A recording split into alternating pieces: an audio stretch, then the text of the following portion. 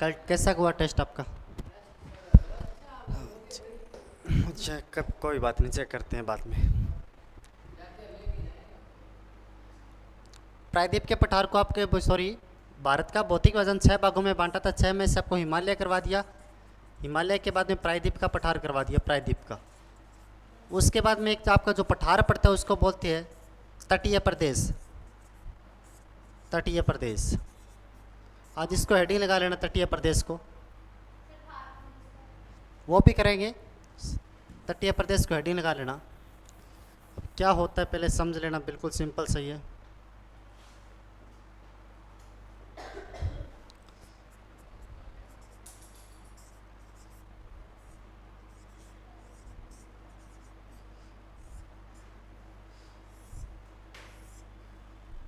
तटीय प्रदेश।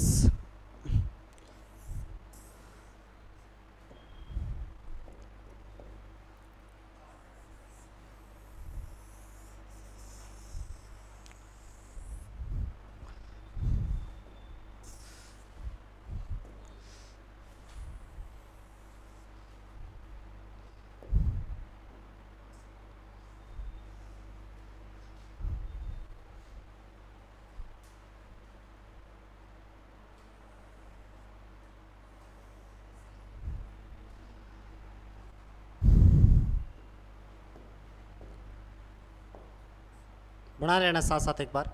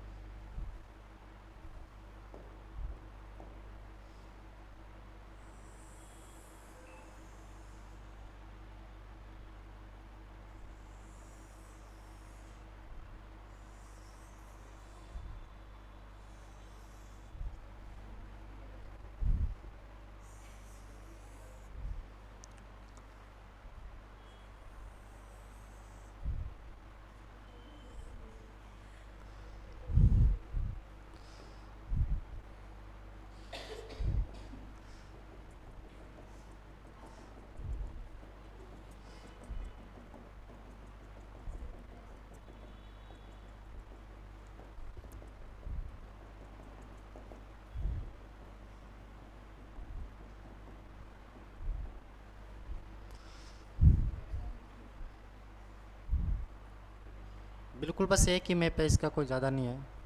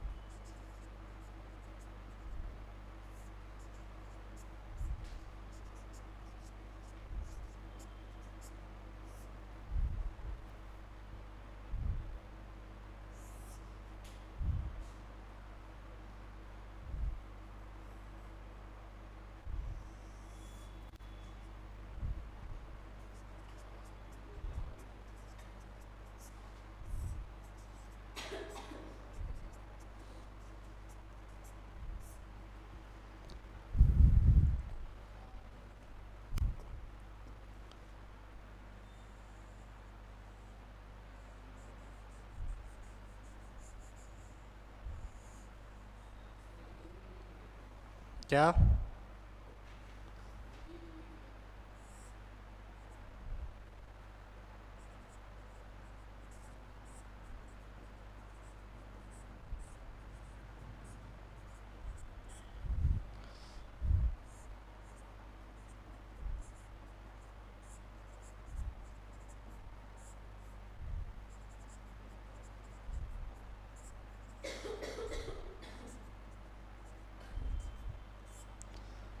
गोलकुंडा आंध्रा का मैदान।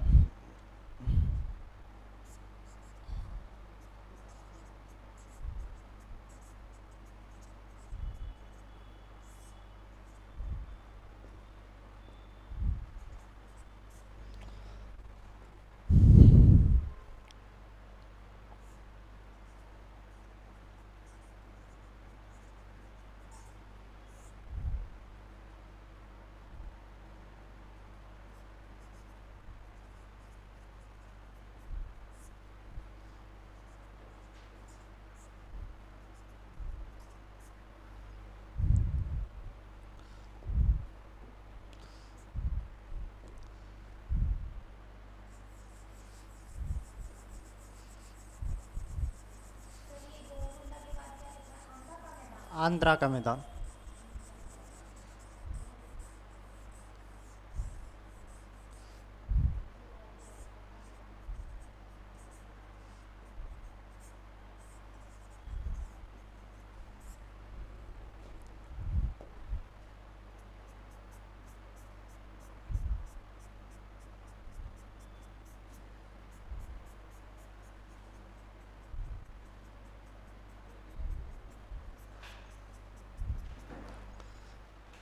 ये बना लो।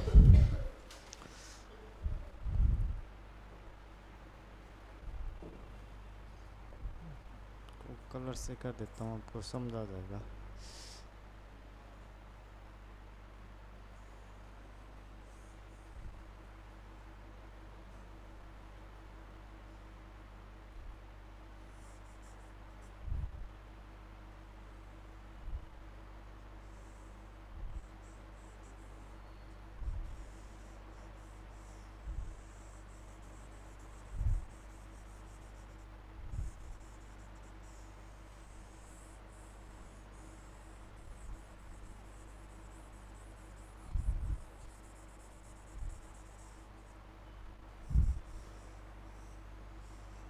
इस एक मैप से ही आपका सारा हो जाएगी तटीय प्रदेश।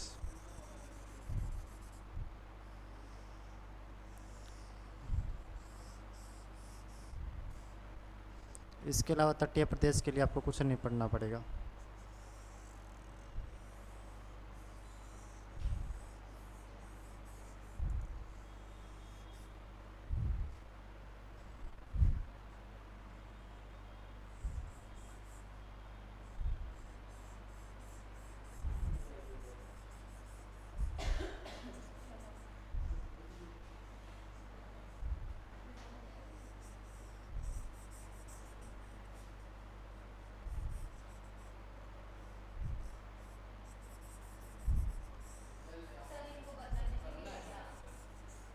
कुछ लिखेंगे यहाँ पे? अरे आप मत करो, आप ज़रूरी थोड़ी ना है, आप वैसे कर लेना, मेरे को तो कुछ लिखना पड़ेगा यहाँ पे, और जगह नहीं बची फिर कहीं पे।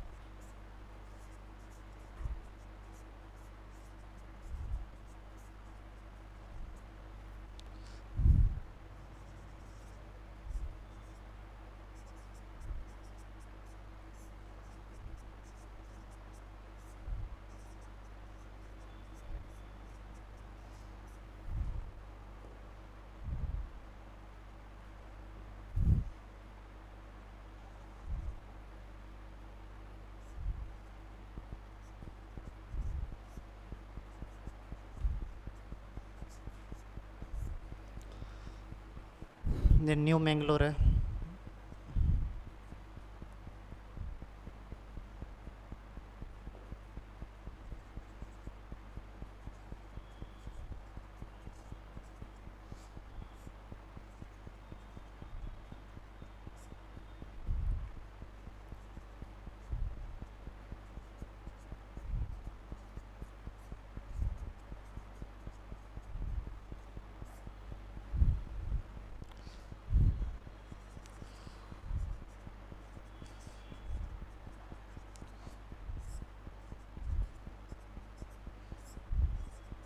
विशाखापट्टनम बंदरगाह।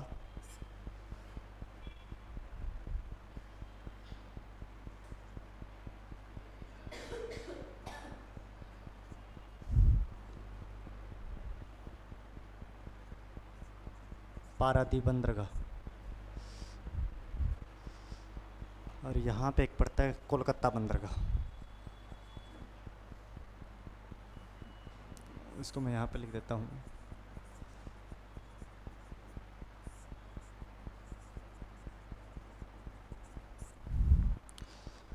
ये बना लो।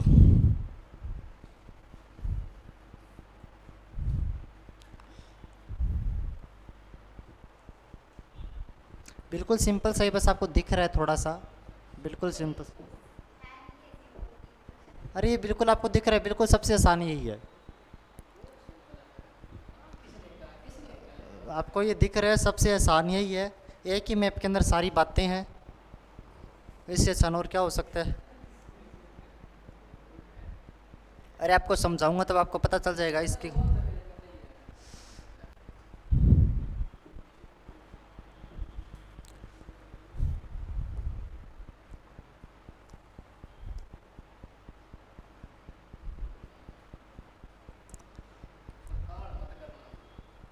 क्या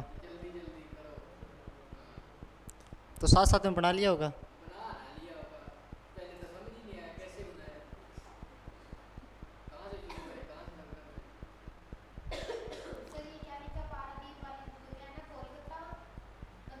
कोलकाता बंदरगाह।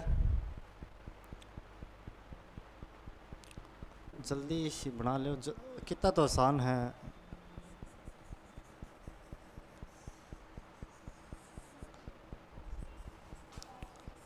बहुत, अगर हिमाचल यहाँ से भौतिक प्रदेश से प्रश्न आता है तो यहाँ से कन्फर्म एक प्रश्न आता ही है, और वो इस मैप से निकल जाता है पूरा का पूरा। अब सबसे बड़ी प्रॉब्लम मैप कैसे याद हो।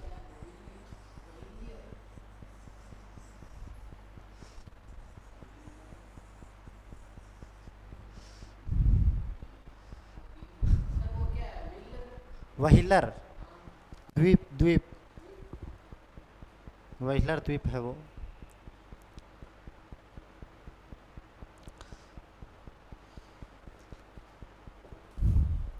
इसका साथ में फ़ोटो खींच लेना, कहीं गलती से गलत बन जाए तो घर पे जाके देख तो सकते हो।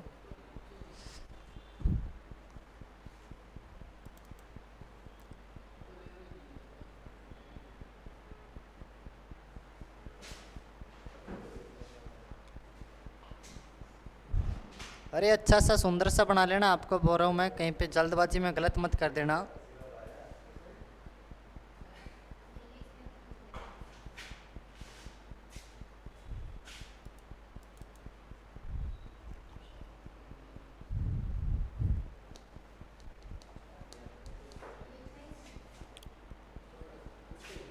अरे क्या समझ नहीं आ रहा। अरे जो समझ नहीं आ रहा तो टाइप करके बता दो, मैं बता दूंगा आपको।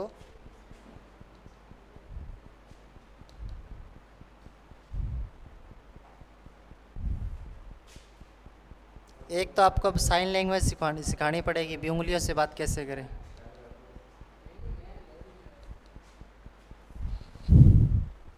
चलो एक बार मैं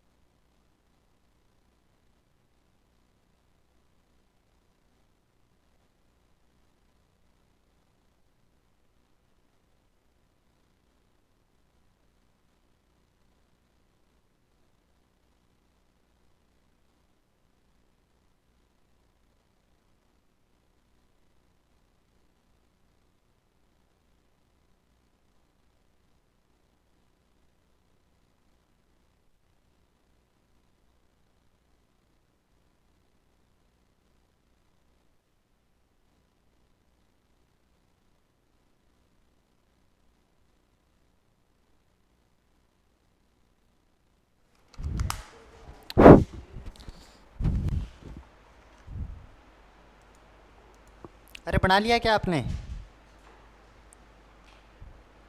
ठीक है, अभी समझना, ध्यान से समझना अभी सभी। पहले तो बताना तटीय प्रदेश का मतलब क्या होता है। बिल्कुल सिंपल से ध्यान से समझते रहना, बिल्कुल समझा दे। तटीय प्रदेश का मतलब क्या होता है? तटीय प्रदेश मतलब जहाँ पे वह स्थलीय भाग जिसके साइड में जल लगता हो, और स्थलीय भाग से गुजरने वाली अनेक नदियाँ होती है। अब यहाँ से भी नदियाँ गुजरती है, इस साइड भी नदियाँ बहती है, और उन नदियों के द्वारा जो तट के साइड में जो मैदान बनाए जाते हैं, अब नदियाँ यहाँ से बह कर आती है, यहाँ पे मैदान बना के देगी, क्योंकि मिट्टी लेके आती है, साथ में खादर लेके आती है, उसके अंदर बहुत कंकड़ पत्थर होते हैं। जैसे ही उसको किनारा मिलता है, जहाँ पे खाली जगह मिलते हैं, वहाँ पे अपना जो भी इसके अंदर मिट्टी होगी, खाद होगा, कंकड़ पत्थर होगा, सारा का सारा यहाँ पे रख देगी। यहाँ पे छोड़ दिया, इस साइड में छोड़ दिया, और इन्हीं नदियों के द्वारा जो निर्मित मैदान होता है, जिसे क्या तटीय प्रदेश कहा जाता है। यानी कि बिल्कुल तट के साइड में बनने वाले मैदान, बिल्कुल तट के ऊपर बनने वाले मैदान। दूसरी बात सुनना पहली, और आपको जब मैंने प्रायद्वीप का पठार करवाया, यहाँ पे पश्चिमी घाट करवाया, यहाँ पे पूर्वी घाट करवाया, और मैंने कहा था ऊंचा कौन सा होता है? ये ऊंचा होता है। हिमालय के बाद दूसरी सबसे लंबी पर्वत श्रृंखला थी, और दूसरी सबसे ऊंची थी। ये पर्वत श्रृंखला दूसरी सबसे ऊंची पर्वत श्रृंखला पड़ती है। अब ऊंची होगी, ऊंची से जो भी नदियाँ निकलेगी, अब ऊंची है, ऊंची से जो भी नदियाँ नीचे पड़ेगी, यानी कि झरने का निर्माण करेगी। ऊपर से, ऊपर पहाड़ी से जो भी नदियाँ का निर्माण नीचे पड़ेगी, वो झरने का निर्माण करेगी, जलप्रपात का निर्माण करेगी, एस्चुरी का निर्माण करेगी, ज्वारधन मुख का निर्माण करेगी। सभी एक ही नाम है, एस्चुरी हुआ, ज्वारधन मुख हुआ, जलप्रपात हुआ, झरना। यहाँ की इस साइड की जो भी नदियाँ होती है, यहाँ पे जलप्रपात बनता है। इस मैदान में जलप्रपात, एक बार आईएएस के एग्जाम में प्रश्न पूछा गया था, जलप्रपात कौन से घाट की विशेषता है? तो पश्चिमी घाट की। दूसरा, इस साइड में ऊंचाई कम है, जैसे अपने कटी फटी पहाड़ियाँ की थी, यहाँ पे कराकस, नल्लामला, एरामला, वालाकोडा, कटी फटी पहाड़ियाँ थी, यानी कि बीच में से रास्ता था, बीच में से रास्ता था। नदियाँ सारी, बड़ी बड़ी नदियाँ सारी इस प्रकार बहती है। महानदी ऐसे बहती है, गोदावरी ऐसे बहती है, कृष्णा, कावेरी, बड़ी बड़ी सभी नदियाँ ऐसे बहती है। इतनी दूरी से जल लेके आती है। कंकड़ पत्थर अनेक होते हैं, इसके अंदर मिट्टी भी होती है, बहुत सारा इसके अंदर कूड़ा करकट होता है। इतना सारा खाद जब मैदान पे डालेगी तो बड़ा मैदान तैयार होगा। यहाँ पे तो बिल्कुल कुछ नहीं हो रहा था, यहाँ पे तो जलप्रपात बना रहे थे। बिल्कुल नीचे पड़ती है, झरने का निर्माण करती है, क्योंकि यहाँ से नदियाँ निकलती है, इस पट्टी से निकलती है, तो यहाँ पे नीचे पड़ जाती है, ऊपर से पड़ा नीचे पड़ जाती है, जलप्रपात बना, झरना बना। यहाँ पे इतनी दूर नदियाँ बह के आती है, तो यहाँ पे डेल्टा बनता है। डेल्टा नदी के द्वारा बनाया गया खुले महासागर में जो त्रिभुजाकार आकृति में होता है, उसे डेल्टा कहा जाता है।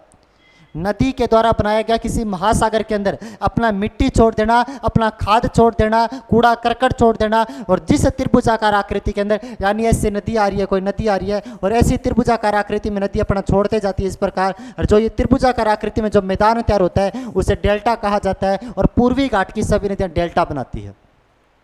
इस घाट की सभी नदियाँ प्रपात बनाती है, जलप्रपात का निर्माण। आप ऊंचे ऊंचे जलप्रपात देखोगे, यहाँ पे जोग जलप्रपात है, कुचिकल जलप्रपात है, शिव समुद्रम जलप्रपात है, ये सारे जलप्रपात यहीं पे पड़ते हैं। यहाँ पे डेल्टा की बात करता हूँ, ये नदियाँ सारी बड़ी बड़ी नदियाँ यहाँ पे डेल्टा बनाती है। सुंदरवन का डेल्टा, विश्व का सबसे बड़ा डेल्टा यहीं पे बना हुआ। गोदावरी अपना डेल्टा बनाती है, कृष्णा यहाँ पे डेल्टा बनाती है, कावेरी नदी आती है नीचे से, वो खुद अपना डेल्टा बनाती है। पहला तो अंतर ये हुआ, इस साइड की नदियाँ क्या बनाती है? जलप्रपात। इस साइड की नदियाँ क्या बनाती है? दूसरा प्रश्न, अब मेरे को बताना, ज़्यादा चौड़ा ये होगा या फिर ज़्यादा चौड़ा ये होगा? ज़्यादा चौड़ा कौन सा होगा? डेल्टा। तो मैं सिंपल सा कह सकता हूँ, जो पश्चिमी घाट है वो कम चौड़ा है। पश्चिमी घाट है वो कम चौड़ा है, यानी कि जिसकी चौड़ाई 30 से 40 किलोमीटर देखने को मिलती है। अब कम का इतना नहीं भी, इतना सा हो जाएगा, काफ़ी लंबी दूरी में मैदान फैले होते हैं। कम चौड़ाई यानी कि 30 से 40 किलोमीटर के मध्य इसकी चौड़ाई पड़ती है। ये अधिक चौड़ा है, 80 से 90 किलोमीटर इसकी चौड़ाई पड़ती है। पहली तो विशेषता क्या होती है इसका, यहाँ पे क्या बनते हैं, यहाँ पे क्या बनते हैं। दूसरी, ये चौड़ा कम है, ये चौड़ा ज़्यादा। तीसरा, ये बाग ज़्यादा कटाफट है। इस प्रकार ये बाग ज़्यादा कटाफट है, पथरीली इलाका है बिल्कुल, क्योंकि यहाँ पे चट्टान ही चट्टान है। अच्छा, चट्टान है, यहाँ पे जैसे ही कोई चट्टान टूटी, यहाँ पे क्रैक बन गया। ऐसे कोई चट्टान थी, बीच में से इतना सा भाग टूटा तो बिल्कुल ऐसे कटा फटा रह गया, ऐसे टूटा कटा फटा रह गया। यहाँ पे कोई भी कटा फटा भाग नहीं है, अगर कटा हुआ तो भी यहाँ पे नदी अपना मिट्टी लेके आती है, इसको भर देती है। दूसरा प्रश्न, दूसरा इसका अंतर, ज़्यादा कटा फटा कौन सा तट है? पश्चिमी तट। कम कटा फटा कौन सा है? पूर्वी तट। तीन अंतर देखना। सबसे पहले तो डेल्टा कहाँ पे बनते हैं? इस साइड में बनते हैं। जलप्रपात कहाँ पे बनते हैं? पश्चिमी तट पे। कम कटाफटा, ये कम कटाफटा, ज्यादा कटाफटा, ज्यादा चौड़ा, कम चौड़ा। अच्छा, मछली उत्पादन कौन से तट पे अच्छा होगा? मछली का उत्पादन कौन से तट पे अच्छा होगा, ये मेरे को बताना। पूर्वी या फिर पश्चिमी? पूर्वी या फिर पश्चिमी? मछली उत्पादन ज्यादा कहां पे होगा? पूर्वी पे होगा, क्योंकि अगर अपने को यहां से मछलियों का उत्पादन करना है तो अपने गहरे समुद्र में उतरना पड़ेगा, क्योंकि मैदान इस प्रकार मान के चलना। ये ऐसे मैदान आ रहा है, यहाँ पे ऐसे मैदान की ढलान है इस प्रकार यहाँ पे सागर शुरू हो जाता है और सागर की ढलान भी इस प्रकार यहाँ पे। अगर अपने को यहाँ पे जाके मछलियाँ प्राप्त करनी है तो यहाँ पे अपने को यहाँ पे जाना पड़ेगा, अंदर गहरे सागर में उतरना पड़ेगा, क्योंकि मैदान ऐसे तैयार होता है। यहाँ पे क्या होता है, बिल्कुल ऐसे, अगर यहाँ पे पर्वत है तो बिल्कुल यहाँ पे बिल्कुल गहरा पड़ता है। अब अगर मैं यहाँ पे खड़ा हूँ, एक तो यहाँ से रैंप बना हुआ है, रैंप बना हो तो मेरे को नीचे उतरना पड़ेगा। जैसे आपके घर के आगे जो रैंप बने होते हैं, अगर आपको नीचे उतरना तो रैंप से नीचे जाना पड़ेगा, फिर उस सामान को उठाना पड़ेगा। इसी प्रकार डेल्टा होते हैं, डेल्टे से ऐसे रैंप बने होते हैं, सामान को आगे जाके उठाना पड़ेगा, आगे जाना कोई पसंद नहीं करता पानी के अंदर। अच्छा, अगर मैं बिल्कुल ऐसे खड़ा हूँ, अगर यहाँ पे खड़ा हूँ, अगर नीचे कुछ भी नहीं है, कोई मैदान वगैरह नहीं है, तो यहाँ पे नीचे मैं जाल डाल दूंगा, जो भी मछली के ऊपर निकाल लूंगा, पानी भी गहरा होगा। तो आपसे वैसे पूछा जाता है मछली उत्पादन ज्यादा कौन से तट पे होता है? इस तट पे होता है, क्योंकि यहाँ पे मैदान थोड़ी ना, यहाँ पे मैदान है। अगला और अंतर सुनना, जो भी बड़े बड़े पानी के जहाज आते हैं, बड़े बड़े पानी के जहाज आते हैं, क्या वो इस तट पे ज़्यादा आके रुकते हैं फिर इस तट पे ज़्यादा आके रुकते हैं? बड़े बड़े पानी के जहाज आते हैं, वो इस तट पे ज़्यादा रुकते हैं फिर इस तट पे ज़्यादा रुकते हैं। बंदरगाह इस पे भी है, कोरोमंडल बंदरगाह है, विशाखापट्टनम है, एनोर बंदरगाह है, पारादीप बंदरगाह, कोलकाता बंदरगाह है, बहुत बड़े बड़े बंदरगाह। ज़्यादा की बात कर रहा हूँ, ज़्यादा की बात। हर राज्य के एक है, हर प्रत्येक राज्य का एक है।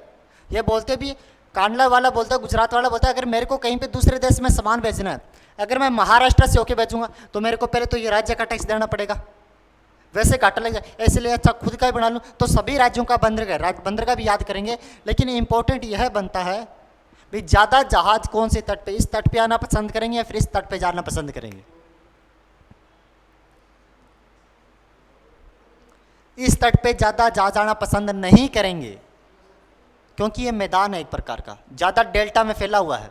जहाज अगर बड़े जहाज आए तो उनको बहुत दूर रुकना पड़ेगा तट से, क्योंकि गहराई कम है, बहुत दूर रुकना पड़ेगा, बाद में छोटी जहाज़ों से तट में लाना पड़ेगा। यहाँ पे जो जहाज आती है बिल्कुल पास में आ जाएगी। 5 अंतर हो गए। पहला अंतर सुनना, इस साइड की जो नदियाँ वो क्या बनाती है? जलप्रपात। इस साइड की नदियाँ। दूसरा अंतर, ये ज़्यादा चौड़ा है या फिर कम चौड़ा है? कम चौड़ा, ये ज़्यादा चौड़ा है। अच्छा, तीसरा अंतर कौन सा बताया था आपको मैंने? मछली कहाँ पे उत्पादन ज़्यादा होता है? इस तट पे, इस तट पे। अच्छा, उसके बाद होता है ज़्यादा जहाज आना कहाँ पे पसंद करेंगे और कम कहाँ पे? इस तट की चौड़ाई कितनी है? इस तट की चौड़ाई कितनी है? आप प्रश्न ये बनता है। अगला अंतर, ज़्यादा गहरा तट कौन सा है? ये तट ज़्यादा गहरा होगा, ये तट ज़्यादा गहरा होगा? ज़्यादा गहरा, ज़्यादा गहरा, बिल्कुल गहरा ये होगा, क्योंकि पहाड़ी इलाका है, पहाड़ी इलाके से नीचे सीधा जाल फेंक सकते हैं। अच्छा, यहाँ पे तो मैदान के रूप में है। अगला अंतर, इस साइड में तो झील होगी या फिर बड़ी होगी या फिर छोटी होगी? इस साइड में कोई भी झील बनेगी वो बड़ी बनेगी या फिर छोटी बनेगी? इस साइड में ये ज़्यादा कटाफटा है। अच्छा, एक बार आगे चलते हैं, यहीं पे एक तो कम, ये ज़्यादा कटाफटा, एक ज़्यादा कम कटाफटा है। अब ज़्यादा झील, छोटी झील या फिर बड़ी झील कहाँ पे बनेगी? छोटी यहाँ पे बनेगी, यहाँ पे बड़ी झीलें बनेगी, क्योंकि यहाँ पे मैदान है तो मैदान के अंदर बड़ी झील बन जाएगी। यहाँ पे बिल्कुल कम कटाफट है तो यहाँ पे छोटी झील का निर्माण होगा। इस साइड में जो छोटी झीलें बनती है उसे लेगुन कहा जाता है, सॉरी क्याल, लेगुन क्या, क्याल। इस साइड में जो छोटी झीलें बनती है उसे क्याल कहा जाता है, जैसे अष्टमुंडी क्याल, बेमुंडी क्याल, पंचमुंडी क्याल। इस साइड की छोटी झीलों को क्याल कहा जाता है। पेपर में सीधा पूछा जाता है क्याल कौन से तट की विशेषता है, तो पूर्वी तट, पश्चिमी तट की। अच्छा, इस साइड में जो बड़ी झीलें बनती है, बड़ी झीलें बनती है उसे लेगुन कहा जाता है। जैसे पुलिकट लेगुन, चिल्का लेगुन, चिल्का झील, यहाँ पे चिल्का झील पड़ती है, लेगुन है एक प्रकार की। इस साइड की बड़ी झीलों को लेगुन कहा जाता है, इस साइड की छोटी झीलों को क्या कहा जाता है, क्याल कहा जाता है। और वो बात लास्ट में बच गया, अब आपको इसके समझाने वाली बात, आपको 5-6 अंतर बता दिए, आपको लिखवा दूंगा, अब इसको समझते हैं। यहाँ पे गुजरात पड़ता है, महाराष्ट्र, गोवा, कर्नाटक, केरल। पहला समझते हैं, गुजरात के साथ में जो तट लगता है उसे सौराष्ट्र का तट या फिर काठियावाड़ का मैदान कहा जाता है। पेपर में सीधा पूछा जाता है गुजरात के साथ में जो लगने वाला तट है उसे किस नाम से जाना जाता है, सौराष्ट्र का या फिर काठियावाड़ का मैदान। दूसरा, महाराष्ट्र से लेकर यहाँ पे एक नदी बहती है, नदी का नाम है ज्वारी नदी। गोवा के मध्य एक नदी है ज्वारी नदी, उस ज्वारी नदी का, नदी कोई काम की नहीं है, महाराष्ट्र व गोवा के मध्य जो तट लगता है उसे कोंकण का तट कहा जाता है, कोंकण का मैदान कहा जाता है। उसके बाद गोवा से लेकर कर्नाटक तक जो मैदान फैला हुआ है उसे केनरा या फिर कन्नड़ का मैदान कहा जाता है। कोचीन जो केरल के साथ में जो मैदान फैला हुआ है उसे मालाबार का मैदान कहा जाता है। एक बार तो एग्जाम में सीधा आया था, यहाँ से 3 इस साइड से उठा के मैदान दे दिए, एक इस साइड का दे दिया और पूछ लिया गया इसमें से पश्चिमी तट का कौन सा मैदान नहीं है। इस साइड में कौन कौन से पड़ते हैं, काठियावाड़ का मैदान, सौराष्ट्र का मैदान जिसे कहा जाता है, दूसरा कौन सा, कोंकण का मैदान, तीसरा कौन सा पड़ता है, केंद्रा का मैदान, चौथा मालाबार का मैदान। यहाँ पे ओडिशा व पश्चिम बंगाल के साथ में जो मैदान लगता है उसे उत्तरी सरकार का तट कहा जाता है, उत्तरी सरकार का तट। ओडिशा, आंध्र प्रदेश और तमिलनाडु के साथ में जो मैदान पड़ता है उसे गोलकुंडा का मैदान या फिर आंध्रा का मैदान कहा जाता है। तमिलनाडु के साथ में जो मैदान लगता है उसे कोरोमंडल का तट कहा जाता है। 2022 के अंदर जो राजस्थान पुलिस का एग्जाम हुआ था, 2022 में राजस्थान पुलिस का जो एग्जाम हुआ था, प्रश्न उसके अंदर पूछा गया था पूर्वी तट में सबसे दक्षिण में मैदान पाया जाता है कोरोमंडल तट, यह प्रश्न पूछा गया था। पूर्वी तट के सबसे दक्षिण में मैदान पाया जाता है कोरोमंडल का तट। इस साइड में सबसे ऊपर कौन सा था, सौराष्ट्र का, काठियावाड़ का, दूसरा कोंकण का, तीसरा केंद्रा का और मालाबार का। उत्तरी सरकार का गोलकुंडा का, दूसरा लास्ट में कौन सा। अच्छा, गुजरात में जो बंदरगाह पड़ता है उस बंदरगाह को कांडला बंदरगाह कहा जाता है, नमक के लिए प्रसिद्ध है। महाराष्ट्र में जो बंदरगाह पड़ता है, जो जवाहरलाल नेहरू बंदरगाह है जिसका वर्तमान नाम नावा सावा बंदरगाह कर दिया गया, भारत का सबसे बड़ा बंदरगाह है जो यहाँ पे महाराष्ट्र में पड़ता है। गोवा में बंदरगाह पड़ता है मारमा गोवा बंदरगाह, गोवा का बंदरगाह मारमा गोवा बंदरगाह। अरब देशों की ओर जो लोहा जाता है, अरब देशों की ओर लोहा जाता है इसी बंदरगाह से जाता है। कर्नाटक में बंदरगाह पड़ता है न्यू मैंगलोर बंदरगाह। कर्नाटक किसके लिए प्रसिद्ध है, कॉफ़ी के लिए प्रसिद्ध है, तो कॉफ़ी के लिए जाना जाता है कौन सा बंदरगाह, न्यू मैंगलोर, क्योंकि कॉफ़ी का जितना भी निर्यात होता है दूसरे देशों में इसी बंदरगाह से होता है। अच्छा, केरल में पहाड़ियाँ पड़ी थी, कार्डेमम की पहाड़ियाँ, इलायची की पहाड़ियाँ, इलायची की पहाड़ियाँ। केरल में बंदरगाह पड़ता है कोचिन बंदरगाह, कोचिन बंदरगाह से इसे मसालों का बंदरगाह भी कहा जाता है, यानी कि यहाँ पे अलग अलग प्रकार के मसाले बनते हैं और दूसरे देशों में निर्यात किए जाते हैं, इसे मसालों का बंदरगाह भी कहा जाता है। और कोचिन बंदरगाह को अरब सागर की रानी भी कहा जाता है, अरब सागर की रानी भी कहा जाता है और मसालों का बंदरगाह भी कहा जाता है। कोलकाता बंदरगाह जापान की साइड में लोहा भेजना, कोई काम कह रहा है, पारादीप से लोहा भेजना जापान की साइड में। अच्छा, इंपॉर्टेंट यह पड़ता है ओडिशा में यहाँ पे एक झील बनी हुई है, उस झील का नाम है चिल्का झील। भारत की सबसे बड़ी मीठे पानी, खारे पानी की झील, भारत की सबसे बड़ी खारे पानी की झील चिल्का झील जो कि ओडिशा के अंदर बनी हुई है।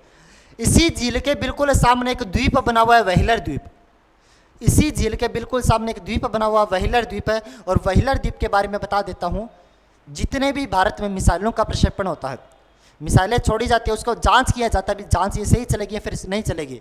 जितने भी मिसाइलों का प्रक्षेपण किया जाता है इसी व्हीलर द्वीप से किया जाता है, इसे मिसाइल द्वीप भी कहा जाता है।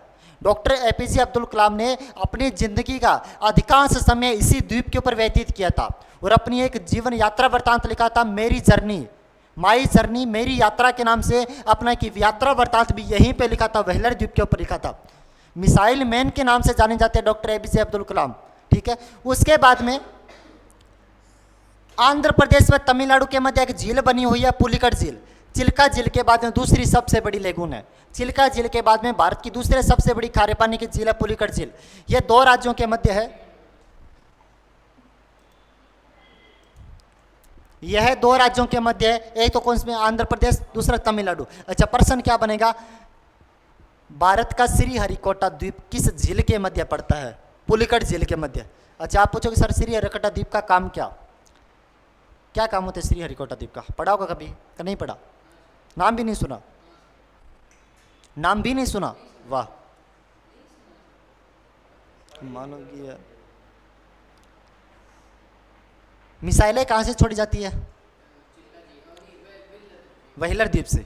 मिसाइलें छोड़ी जाती है व्हीलर द्वीप से छोड़ी जाती है। अच्छा,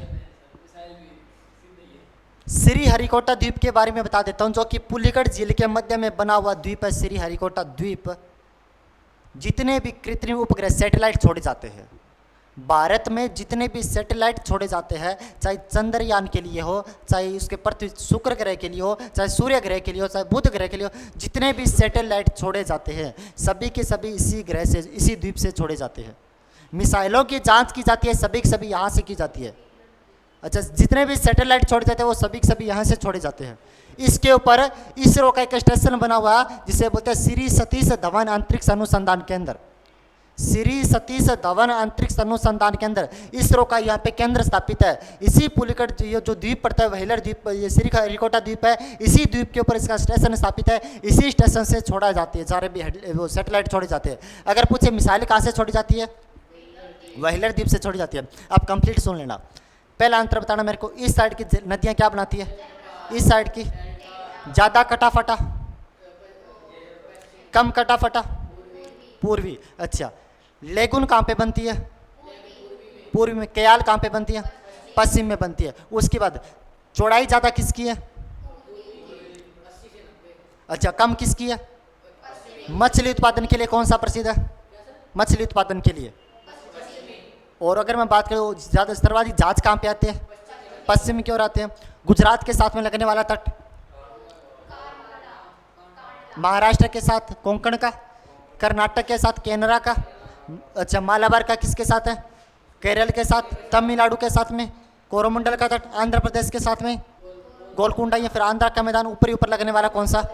उत्तरी सरकार का तट। अब इसको मैं क्रमबद्ध तरीके से आपको लिखवा देता हूँ।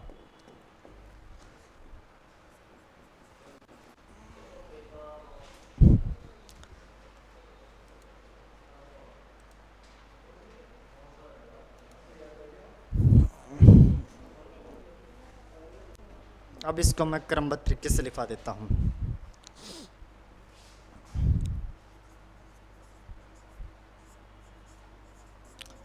तटीय प्रदेश भारत के दक्षिण में 9 राज्यों के साथ फैला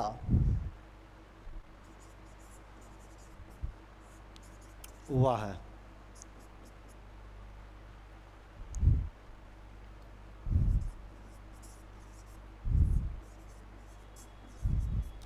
तटीय प्रदेश मुख्यतः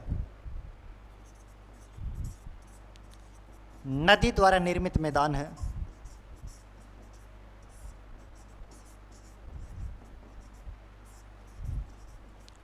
तटीय प्रदेश मुख्यतः नदी द्वारा निर्मित मैदान है।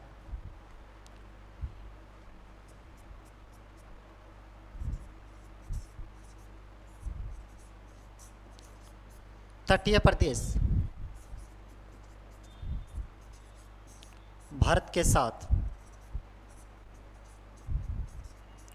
लगभग 6100 किलोमीटर सीमा, लगभग 6100 किलोमीटर सीमा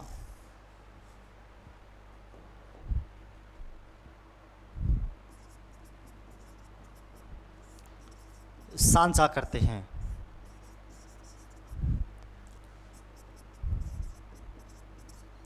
भारत के तटीय प्रदेश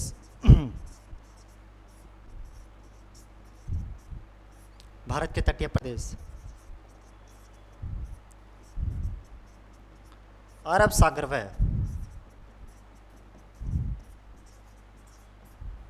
बंगाल की खाड़ी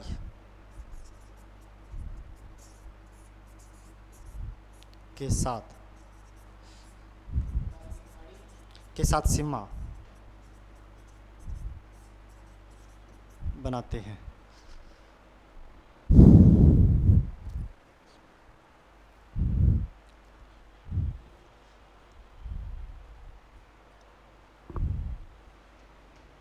लिख लिया।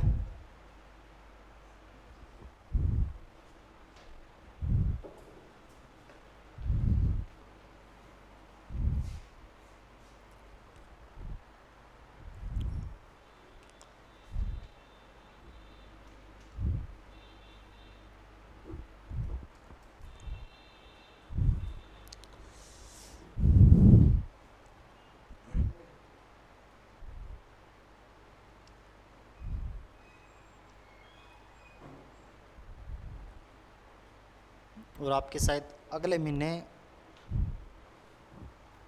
आज कितनी तारीख होगी? 11। अगले महीने 10 के बाद में शायद 4-5 दिन छुट्टी हो सकती है मेरी, क्योंकि मेरा एग्ज़ाम है 14 तारीख को नगर पालिका का। पुराने वाला ये एक बार गोड़ के पी तो रखा है, बाकी किस्मत जाने। रियल में पढ़ा हुआ तो बहुत है, क्योंकि एक स्टूडेंट, बाकी किस्मत पे है कितना होगा। अभी मैं खूब तैयारी करता हूँ। अभी आपको लगता है भी सर टीचर है क्या पढ़ते हैं, सब कुछ याद है, लेकिन अभी भी मैं बहुत पढ़ता हूँ। और आजकल तो मैं अपनी जो भी बुक वगैरह वो साथ लाने लग गया, यहाँ पे बैठ के पढ़ने लग गया। यहाँ भी मैं खूब पढ़ता रहता हूँ। अब आपको लगता है कि सर तो हमें पढ़ा रहे हैं, सर के खुद के याद होगा, बहुत सारा याद होगा। याद बहुत ज़्यादा है, लेकिन पढ़ने वाला इससे ज़्यादा भी पढ़ लेता है। अच्छा, आप बोलोगे टीचर है, टीचर को तो सब कुछ याद होगा। देखो टीचर अलग होते हैं। मैं खुद सोचता हूँ जो पिछली बार 1 नंबर से रहे थे, या तो उनका भी है, अब की बार तो वो तो टॉप करेंगे। वे पिछली बार जो 1 नंबर से रहे थे, अब की बार वो क्या पता टॉप कर जाएंगे। और मैंने तो पिछले साल उम्र भी नहीं हुई थी, पिछले साल तो मैं उसके बाद मतलब 2 साल हो गए, 2-3 साल हो गए मेरे को पढ़ते हुए। पिछले साल तो मेरी उम्र नहीं थी, जिसके पिछले साल पॉइंट मान के चलना 0.01 से रहा था, उसकी तैयारी भी बहुत अच्छी थी। अब की बार तो वो टॉप कर देगा।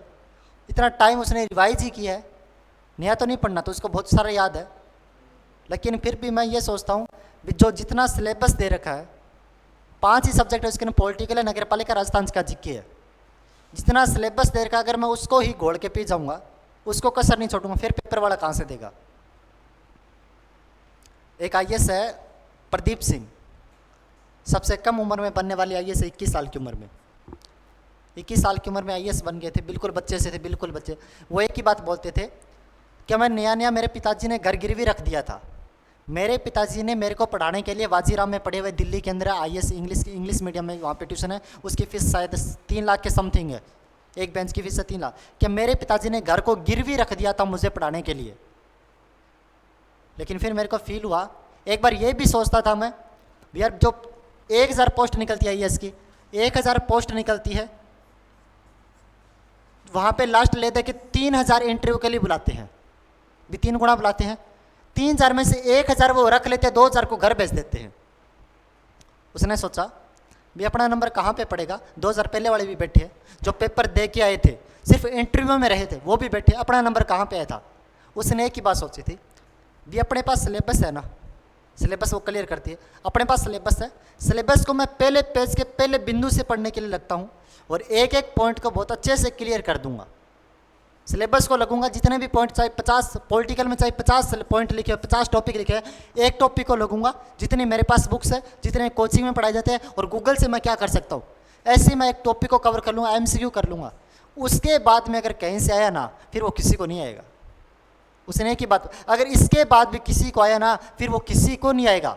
वरना ये पार तो नहीं पढ़ने देते, अगर ऊपर ऊपर से ऐसे ही पढ़ते रहे तो वरना ये पार नहीं पढ़ने देते अपनी। लेकिन उसने सोचा क्या पता वो भी छोड़ देंगे इसको, एक टॉपिक को, क्या पता वो भी छोड़ते होंगे, लेकिन मैं ऐसे छोड़ने वाला नहीं थू। मैं एक टॉपिक को अच्छे से क्लियर करते हुए चलूँगा। अगर फिर भी मेरे को नहीं आए ना, तो ये मान के चलूँगा अब किसी को नहीं आएगा। वो उस बंदे की, जिसने पहला एग्जाम दिया था, उस बंदे की 93 में रैंक आई थी आईएएस के अंदर। इतने बंदों को पिछाड़ के आया था वो, 2000 पहले वाले भी थे, उनको पछाड़ के आया था। बिल्कुल बच्चा सा, 21 साल का क्या होता है, 21 साल में क्या नॉलेज प्राप्त कर लेगा, बिल्कुल बच्चा सा था। 21 साल की उम्र में 93 रैंक हासिल की थी, और उसको आईएएस बना था वो। दूसरे साल फिर उसने रैंक को सुधारने के लिए एग्जाम दिया था, दूसरे साल उसके 26 में रैंक आई थी। 22 वर्ष की उम्र में आईएएस बनने वाला पहला था ये। अब सोचता तो मैं भी बहुत हूँ, क्या पता पिछले वाले .0 से रहा, वो कहाँ पे पार पढ़ने देंगे। लेकिन मैं एक ही बात याद सोचता हूँ, मेरे पास सिलेबस है, बिल्कुल सिलेक्टरी सिलेबस है, कोई ज़्यादा खास नहीं है। हाँ, राजस्थान जीके बहुत बड़ा है, लेकिन मैं काफ़ी टाइम से उसको पढ़ा रहा हूँ, तो वो भी मेरे को बहुत अच्छे से याद है। याद नहीं है, मैं उसको याद करते करते एक एक टॉपिक को मैं क्लियर कर लूँगा। अगर फिर भी मेरे को नहीं है तो मैं सोचूंगा आप किसी को नहीं आएगा। उसके अंदर रमेश सोनी सर है, डॉक्टर रमेश सोनी सर उत्कर्ष में पढ़ाते हैं, ज्योग्राफी पढ़ाते हैं। समाजशास्त्र आपको पता होगा, आईएएस का जब मेंस होता है, आईएएस में मेंस होता है, उसमें लिखना पड़ता है, लिखने वाले के नंबर जुड़ते हैं। वहाँ पे एक सब्जेक्ट को ऑप्शनल लेना पड़ता है, ऑप्शनल चूज़ करना पड़ता है, अलग से सब्जेक्ट होता है। उन्होंने कहा था मैंने समाजशास्त्र को चूज़ किया था। समाजशास्त्र आपका जो मन करे वो चूज़ कर सकते हो। जो पेपर आप चूज़ करते हो उसका 250 नंबर के 2 पेपर होते हैं, यानी कि कॉलेज लेक्चरर होते हैं ना, उनके जो पेपर होते हैं वो सब्जेक्ट इतने खतरनाक पेपर होते हैं 250 नंबर के।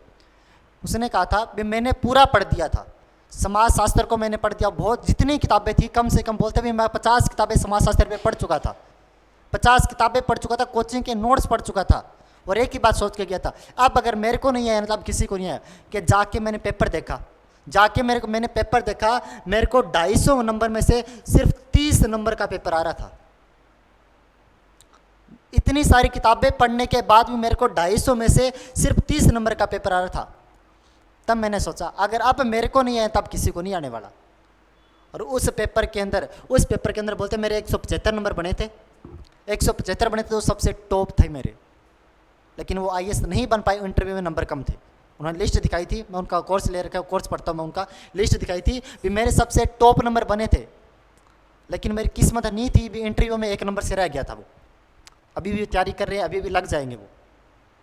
तो बस एक ही, अगर किसी को लगे भी आपको हमेशा तभी कहा जाता है भी जिस सिलेबस की तैयारी करो, जिस भी मतलब डिपार्टमेंट में तैयारी करो, जिस वैकेंसी की तैयारी करो, हमेशा सिलेबस साथ रखा करो। अब पता नहीं होता पेपर कहाँ से आता है, और पढ़ने वाला पता नहीं क्या क्या पढ़ लेता है, लेकिन अपने को उसमें पता होता अपने को यही पढ़ना है। और उसे टॉपिक को जैसे ही कवर हो गया उसके ऊपर काली लकीन मार दो, इससे भी इसको वापस नहीं पढ़ना। जैसे ही कंप्लीट हो गया उसको पूरा कर दो, आधा सिलेबस हो जाएगा तो कॉन्फिडेंस अलग होगा आपका भी, हाँ अब तो आधा हो गया, आधा बाकी है। और मेरिट कभी 100% नहीं जाती। अब मैं कोशिश कर रहा हूँ भी मेरा सिलेबस सारा कवर हो जाएगा, बहुत अच्छे से कवर हो भी जाए। पॉलिटिकल में पढ़ाता हूँ तो पॉलिटिकल लगभग अच्छा कवर हो जाएगा। उसका राजस्थान जीके काफ़ी टाइम से पढ़ा रहा हूँ, तो राजस्थान जीके भी मेरा बहुत अच्छे से याद हो गया। फिर भी मैं बार बार प्रैक्टिस कर रहा हूँ, उसके एमसीक्यू दे रहा हूँ, कोई भी एक आधा अगर पर्सन बाहर से आता है वो भी कवर हो जाए। इसलिए आप भी ऐसे किया करो, जिस भी की तैयारी करो उसका सिलेबस पास में रखा करो। अब आपको बहुत अच्छे से पता होगा किसी टॉपिक के अंदर कोई होता है और किसी के अंदर नहीं होता। किसी वैकेंसी के अंदर भारत का भूगोल में नदियाँ होती है और किसी वैकेंसी में नदियाँ नहीं होती। अब ऐसी नदियाँ नहीं होती, उसको नदियों वैसे वैसे फालतू का टाइम वेस्ट करते हैं, उसको पढ़ते रहते हैं। इससे अच्छा किसी और को पढ़ ले, इससे अच्छा किसी और को पढ़ ले। अब मैं इसकी वर्तमान की घटना बताइए, 1.5 महीने पहले की घटना है। इसे नगर पालिका आरओईओ का अधिकारी होते हैं, आरएस के बाद में दूसरा सबसे बड़ा अधिकारी कहा जाता है। राजस्थान में जो आरएस होता है, एसडीएम होता है, उसके बाद में दूसरा सबसे बड़ा अधिकारी कहा जाता है। नगर पालिका क्षेत्र का बजट खुद अपने हाथ से तैयार करता है, कोई राजस्व वसूली नहीं देता, भी कोई कर वगैरह नहीं देता, तो उसके घर को तोड़ फोड़ कर सकता है, उसके घर के सामान को बेच सकता है। इतनी बड़ी पावर है, रात में घर को जा सकता है, बहुत बड़ी पावर है उसके पास में, नगर पालिका अधिकारी के पास में। दूसरा सबसे बड़ी पोस्ट है। अच्छा, कोई मेरे साथ में था, मैंने पूछा भी किसकी तैयारी करूँ, क्या नगर पालिका का पेपर है। नगर पालिका मैंने पूछा भी बेसिक वैसे पूछ लिया कि कुछ पढ़ा हुआ है, कि हाँ पढ़ा हुआ है। उसको ये नहीं पता था, मैंने भी फॉर्म भरवा रखा है। मेरे को बोलता आपको पता है कितने धारा कितने अध्याय है। मैंने बेसिक बताया मुझको इतनी होती है, कि इसमें कंप्लीट है क्या। मैंने कहा इतना तो मेरे को पता नहीं है, मेरे को वैसे पता था, हमको आप बता दो कितना है। क्या पूरे के पूरे अध्याय है। मैंने कितना पढ़ लिया, मैंने कहता पहला पढ़ लिया, 1 से लेकर 7 तक मैंने कंप्लीट पढ़ दिए। मेरे को याद भी, क्या याद, मैं कितने टाइम हो गए कोचिंग जाते हुए, क्या मेरे को कम से कम 4 महीने हो गए कोचिंग जाते हुए। 1 से लेकर 7 अध्याय मैंने कंप्लीट कर दिए। मेरे को बहुत अच्छे से पता था 1 से लेकर 7 में सिर्फ 6ठा नंबर अध्याय है ना एग्जाम में, वही है। 1 से लेकर 6ठा नंबर अध्याय, 1 से लेकर 7 तक अध्याय में सिर्फ 6 नंबर अध्याय ये एग्जाम में आया हुआ है। ऊपर के 8 के बाद भी अध्याय है ना, तो पहला एग्जाम में ना दूसरा एग्जाम में ना उसके बाद के एग्जाम में। मैंने नोट्स देखे थे उसके, फिर मैंने उसको बताया था, मेरे को आप जिसकी तैयारी कर रहे हो, जिस हिसाब से आपको तैयारी करवा रहे हैं, ये पिछले आरओईओ का सिलेबस है। उन टीचरों को जाके बोल दो भी आपका टाइम खराब नहीं करे। और दूसरे दिन उन्होंने बोल दिया था, यहाँ पे कोचिंग में बहुत अच्छा हंगामा हुआ था उस समय। अब नाम तो नहीं लूँगा मैं कौन सी कोचिंग है, बहुत ज़ोरदार हंगामा हुआ था कोचिंग के अंदर भी। इतने टाइम से हमें फालतू का आप टाइम बर्बाद कर रहे हो, जो हमारे सिलेबस में भी नहीं है, आप उसको पढ़ाए जा रहे हो। इसलिए हमेशा बोला जाता है जिस भी एग्जाम की तैयारी करो तो सिलेबस अपने पास रखना। और ये मत सोचना इतनी ही वैकेंसी है। मेरे को पता है इसके अंदर 104 वैकेंसी है, 104 ही पोस्ट है, और फार्म भरे गए 4 लाख। अब हिसाब लगा के 100 पे मान के चलना भी, 100 पोस्ट होती, 100 पोस्ट होती थी, यहाँ पे फार्म भरे जाते तो कितना निकलता है एवरेज? 100 पोस्ट होती 4 लाख पे तो कितना निकलता? 40,000 पे एक निकलता क्या? 4,000 पे एक निकलता, 4,000 पे एक निकलता समथिंग, ये निकलता 4,000 पे एक व्यक्ति को लिया जाएगा। अब पता नहीं वो कौन लिया जाएगा, कैसे लिया, इसका इंटरव्यू भी होगा, सब कुछ होगा, लेकिन कोशिश हमेशा यही रखना जिस भी एग्ज़ाम की तैयारी करो उसका सिलेबस कवर करना, मत भागना किसी के पीछे वो क्या पढ़ रहा है वो क्या पढ़ रहा है, अपने बड़े कुछ भी पढ़े। जब आपके टॉपिक को क्लियर करके गूगल से देख के, चाहे कहीं पे देख के आपके एमसीक्यू उस टॉपिक के सही हो रहे हैं ना, फिर तो आप बिल्कुल सही हो। आप तुरंत किसी टॉपिक को, जैसे आपने भौतिक प्रदेश किया, भौतिक प्रदेश को जो मैं नोट्स लिखाता हूँ वो पढ़ लिए, अलग से मार्केट से कितनी भी प्रकार की बुकें ला रखी है वो आपने पढ़ ली, एनसीईआरटी पढ़ ली ज्योग्राफी की, वो सारा कंप्लीट कर लिया, टॉपिक पूरा कंप्लीट हो गया। अब इस टॉपिक के क्या करो, गूगल पे जाके, अलग से परचेस मत करना, गूगल पे जाके ऐसे लिखना भारत का भौतिक विभाजन एमसीक्यू की लिस्ट बनी। अगर 20 एमसीक्यू में से आपके 18-19 एमसीक्यू सही हो रहे हैं, फिर तो आपने सही तैयारी की है, अगर 18-19 एमसीक्यू सही नहीं हो रहे फिर आपका कोई फ़ायदा नहीं है, क्योंकि फिर आपकी पार नहीं पड़ने वाली। तैयारी करने वाले इससे ज़्यादा भी तैयारी करता है। 18-19 अगर आपके सही हो रहे हैं फिर तो आपने बिल्कुल टॉपिक तैयार है, कोई नया टॉपिक शुरू कर लो। इसके अलावा आपका टॉपिक करने में वापस कमी है। अगर आप सोचो भी मेरे 20 में से सिर्फ 10 ही % सही हो रहा है, तो आपको इस टॉपिक को दोबारा तैयार करना पड़ेगा। अभी कमी है, उस टॉपिक पे और पढ़ना पड़ेगा, अलग किताबों से पढ़ना पड़ेगा, चाहे कैसे भी पढ़ना पड़ जाए, अभी टॉपिक में आपकी कमी है। वर्तमान में मैं तैयारी करता हूँ, मैं ऐसे ही देखता हूँ, ये टॉपिक कंप्लीट हो गया, हाँ उसके एमसीक्यू देख लिए। गूगल पे अगर एमसीक्यू निकलते, कल मैंने किया था 50 एमसीक्यू किए थे, 50 में से मेरे को लगा इसके 48 क्वेश्चन मेरे सही हो रहे हैं, तब मेरे को लगा टॉपिक मेरा कंप्लीट है। जब मेरे को लगता है अभी 45 से कम सही हो रहा है, तो मेरे को लगता है थोड़ी सी अभी भी कमी है, थोड़ी सी और मेहनत कर लेता हूँ। जो गलत कहाँ से हो रहा है वो नया मैं गूगल से सर्च करता हूँ, उसको याद कर लेता हूँ। टॉपिक को कवर करने का यही फ़ायदा होता है, और तभी हमेशा कहा जाता है जिस सिलेबस की, जिस एग्ज़ाम की तैयारी करो उसका सिलेबस हमेशा पास होना चाहिए। ऐसे फालतू अंधाधुंध नहीं पढ़ा जाता। कुछ के अंदर मैथ अलग होती है, आपके एग्जाम होते हैं, कईयों में मैथ के अलग टॉपिक होते हैं, एमटीएस में सीजीएल में सारे सेम होते हैं, टॉपिक का फ़र्क होता है। सीजीएल के अंदर और एमटीएस के अंदर सारे के सारे टॉपिक मैथ के सेम होते हैं, कुछ एड होता होगा, कुछ तो एड होता ही होगा उसके अंदर। सीजीएल के अंदर एक आधा टॉपिक ज़्यादा होगा, एमटीएस में एक आधा कम होगा। सवालों की लेवल, हाँ वो तो वैकेंसी को देख के है, वो तो वैकेंसी को देख के है, वो तो वैकेंसी को देख के होता है, वो तो वैकेंसी को देख के होता है। अच्छा इतना उतार लिया, इसमें पूरी खच्ची पढ़ दी मैंने तो। ये आपने उतार लिया होगा, उतार लिया सभी ने? ठीक है, अब अंतर लिख देता हूँ। यहाँ पे पश्चिमी तट लिख देना, पश्चिमी तट, ये पूर्वी तट।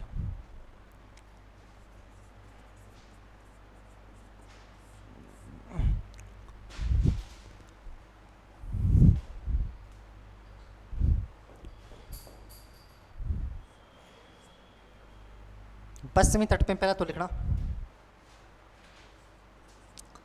यह कम कटा फटा है,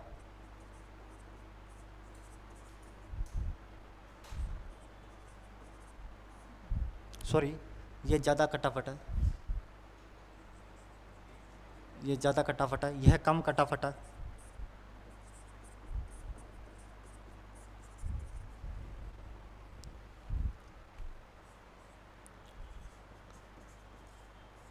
इसकी चौड़ाई कम होती है,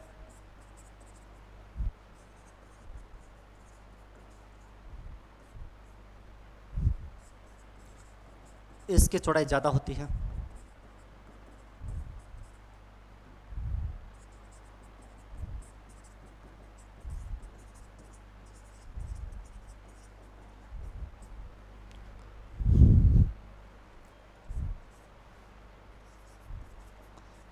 यहाँ की नदियाँ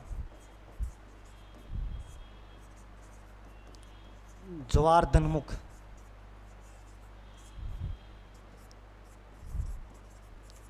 एस्चुरी,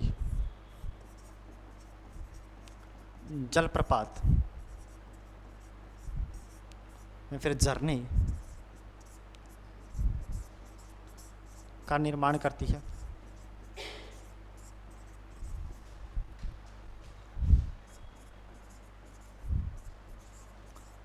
यहाँ की नदियाँ डेल्टा का निर्माण करती है।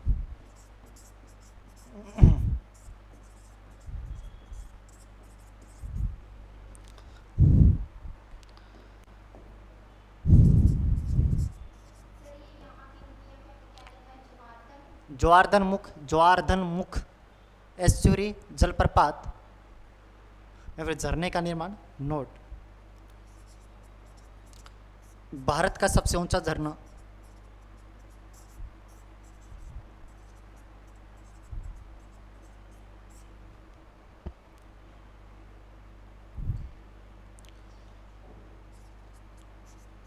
जोग या फिर गरसोपा जलप्रपात,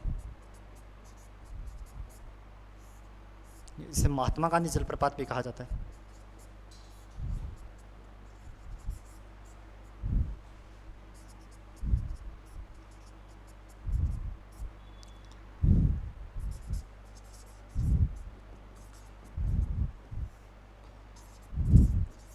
विश्व का सबसे बड़ा डेल्टा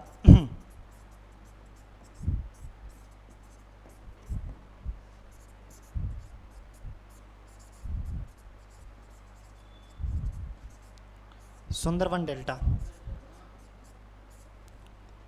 भारत का सबसे ऊंचा झरना जोग जलप्रपात, जोग गरसोपा या फिर महात्मा गांधी जलप्रपात। विश्व का सबसे बड़ा डेल्टा सुंदरवन का डेल्टा, ये तो है जो पश्चिम बंगाल में है।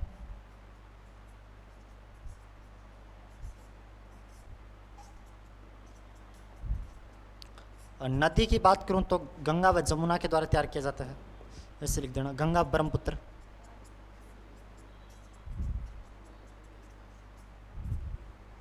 अच्छा, इसकी बात करता हूं जो कहाँ पे है, कर्नाटक के अंदर पड़ता ही है,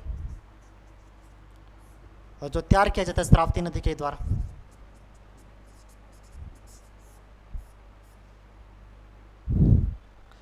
श्रावती नदी के द्वारा तैयार किया जाता है।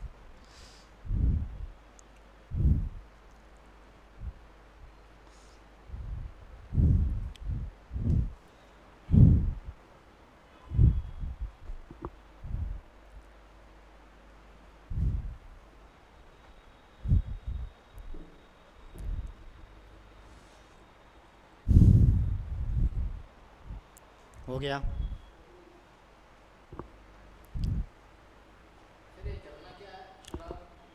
श्रावती नदी के ऊपर है, श्रावती नदी। हाँ, जोग, ये जोग जलप्रपात है या फिर गरसोपा जलप्रपात या फिर जिसे महात्मा गांधी जलप्रपात कहा जाता है, जो कर्नाटक राज्य के अंदर बना हुआ है, श्रावती नदी के ऊपर बना हुआ है।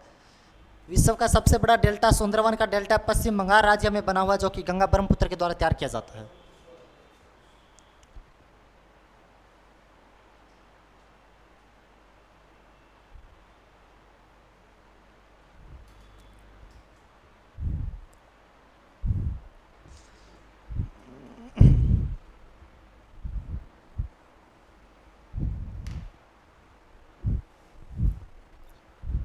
हो गया होगा, बस 2 पॉइंट और है, इसके साइड में लिख लेते हैं।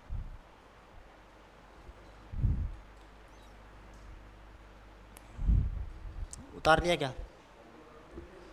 ठीक है।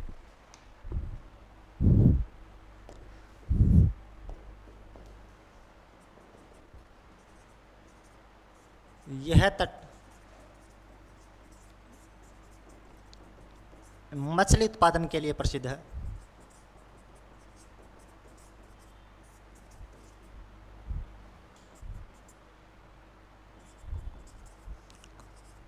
पानी के बड़े जहाज यहीं रुकते हैं।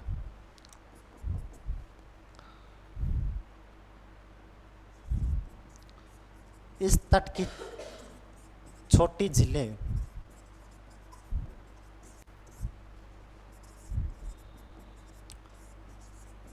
क्याल कहलाती है, जैसे अष्टमुंडी क्याल,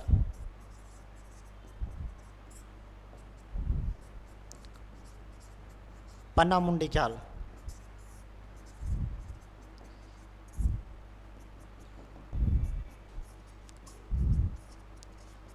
वेम्बनाड चाल,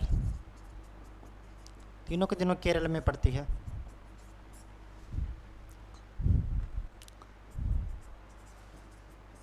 यहाँ की झीलें, यहाँ सॉरी, यह तट बड़ी झीलों का निर्माण करता है।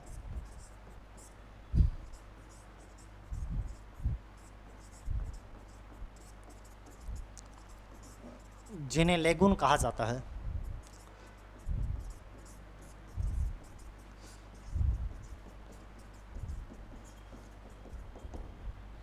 जैसे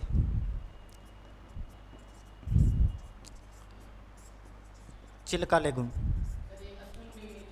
पन्नामुंडी, चिल्का लेगून उड़ीसा के अंदर।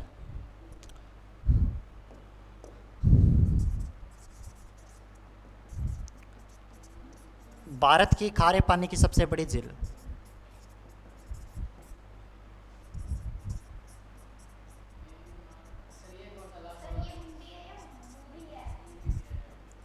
मुंडी है सभी सभी। कौन सा? वेम्बनाड चाल, वेम्बनाड। चिल्का झील लेगून, अच्छा दूसरी पुलिकट लेगून, पुलिकट लेगून जो कि आंध्र प्रदेश।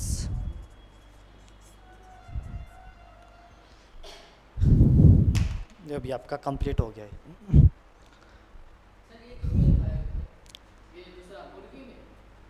हाँ उसके अंदर है, दूसरे वाले के अंदर। ये देखो, ये देखो उसके अंदर लिख रहे थे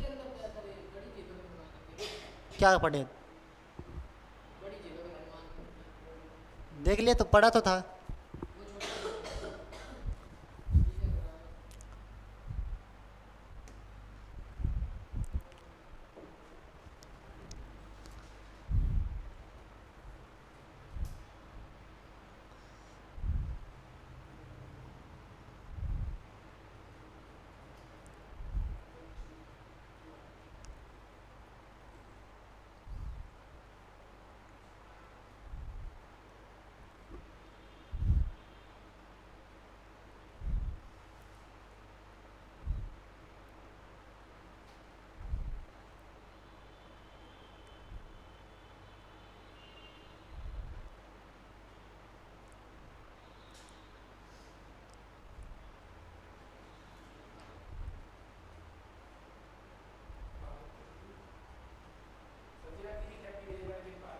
भारत की खारे पानी की सबसे बड़ी झील है,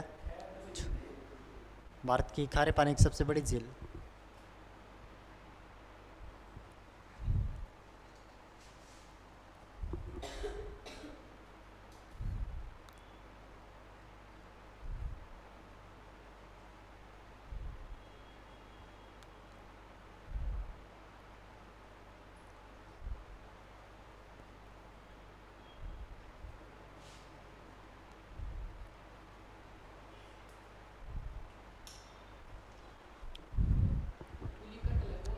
पुलिकट लेगून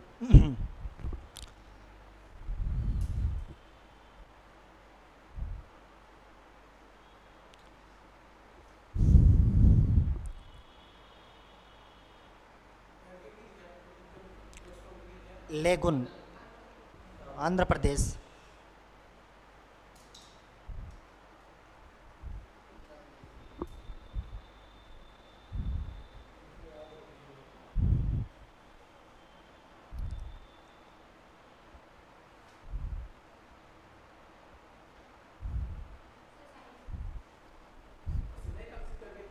बस इतना ही है। ये आपका तटीय प्रदेश पूरा होता है। अब कल आपका मैदान हो जाएगा, उत्तर भारत का विशाल मैदान। परसों आपका द्वीपीय प्रदेश खत्म हो जाएगा और परसों ही थार के अमृतसर कंप्लीट होकर आपका परसों ये टोपी कंप्लीट हो जाएगा। उसके बाद नदियाँ, नदियाँ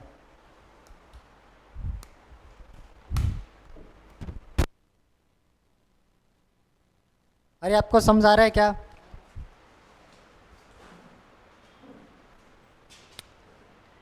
आपको समझ आ रहा है क्या? ठीक है।